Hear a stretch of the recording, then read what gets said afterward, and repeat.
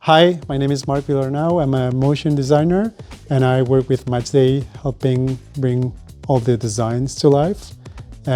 We've been working together now for more than 5 months and it's amazing to be part of such a creative team. So Marc, you are helping with the designs and the animations, right? Yes.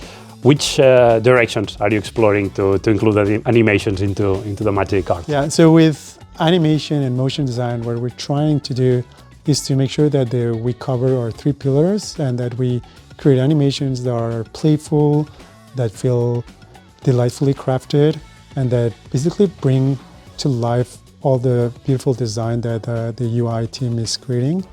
So yeah, we believe that with motion design, what we can do is to create this delightful experiences that will bring players back to the game because they will want to see what a new animation I can unlock by progressing into the game and what new designs I can unveil. So that's what we try to do with motion design. You know, right now the cards are only static, right? Mm-hmm. Do you have any hint that you can give our users about maybe some possibilities for animations that you can implement there? Yeah, well, mainly the cards will not be static forever. We're working on some really beautiful animations for that, and I can assure that the players will love how cards will evolve and every different stage of the player's journey. And we hope that they will have fun discovering all the new animations that we'll bring into life. And yeah, I think they will really enjoy them. How do you make sure that when these animations happen, you know, I feel like there might be this tension between innovation but keeping it familiar and usable, right? Mm-hmm. How do you find this balance between making it really cool but also functional and still recognizable? Yeah, that's a great question, because what you don't want to do with animation is to add too much delay between the gratification, that the players are waiting for and the actual animation. So there's a fine line, between that. So what we try to do is to make quick animations that follow the 12 animation principles from Disney. So we try to bring like a bit of exaggeration, like we play a lot with the animation curves to make sure that everything's smooth. We bring appeal to the cards, try to make them bring character to them. We treat objects and assets from the game as if they were alive and they were a character.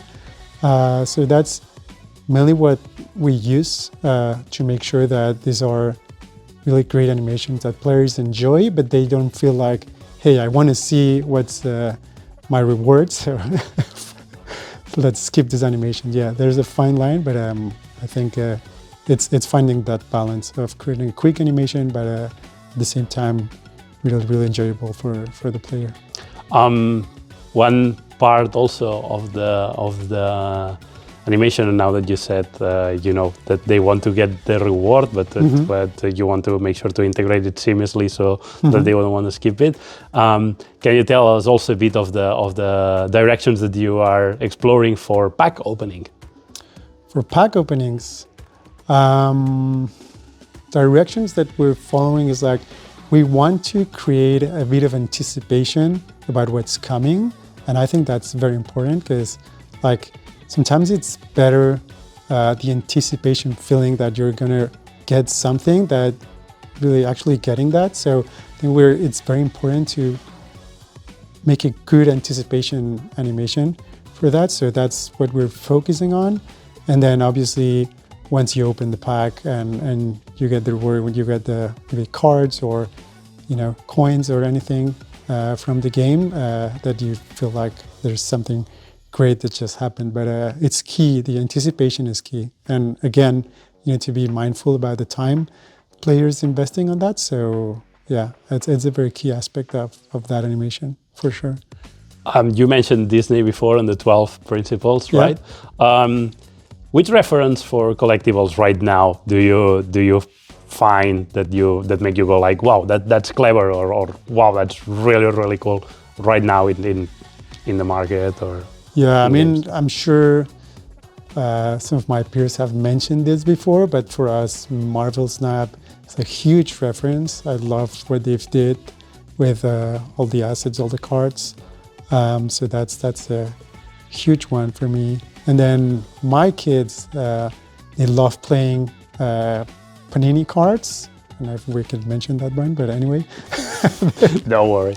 they love playing with those like physical real cards, and that for me is a good reference, not in terms of the design, but in terms of the emotion that they feel when they open those physical packs and they get like a new one, or oh, I got like a Ballon d'Or version of this player. So those emotions that they feel are a really good reference for me, and I try to apply that as well in my work for Matchday. Cool. What new animation features or ideas, like which, you mentioned a bit the direction that you want to go and some of the goals. Is there anything that about the project that you're working on that really excites you as a professional, that makes you think like, oh, this is something new, or this is something that I haven't tapped before?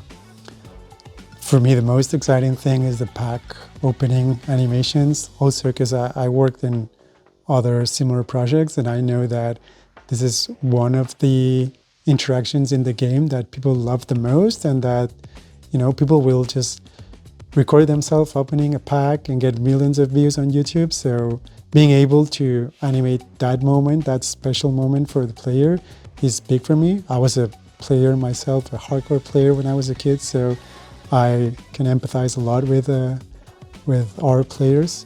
So that's a big one.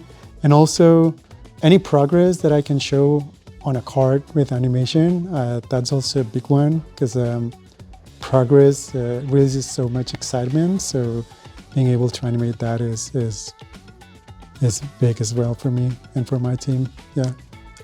Last question. Imagine flash forward 8-12 months, Matchday launch globally, it's a huge success, and you go onto our Discord or into future Reddit, etc. What would be the ideal comment that you would like to read about the cards and the animation design from users? For me, the ideal comment would be to read that people love playing the game as a whole, because I think there's like this design paradox that when good design is like top notch, people don't talk about it because it's so obvious that people don't notice that there's design, right? So I feel like a good compliment is not receiving a compliment at all, but like knowing that players as a whole enjoy the experience of playing the Matchday game, because that will mean that I made a good job, my team did a great job, and everyone at Matchday did amazing. So I think that would be the best comment I could get. Yeah. Fantastic. Perfect. Thank you so much, Marc, for your time. Anytime. Yeah, perfect.